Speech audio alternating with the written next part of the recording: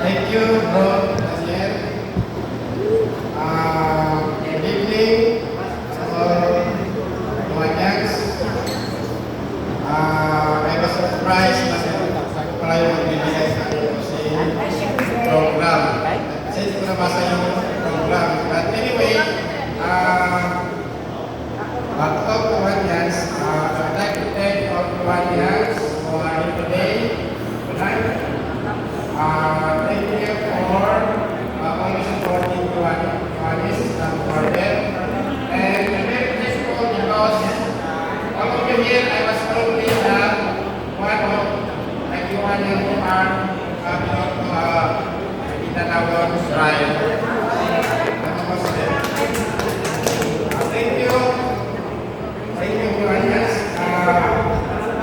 And also, I would like to thank the Luanyans for choosing my school or our school. It is Payas Elementary School as one of the beneficiaries of the project that will be on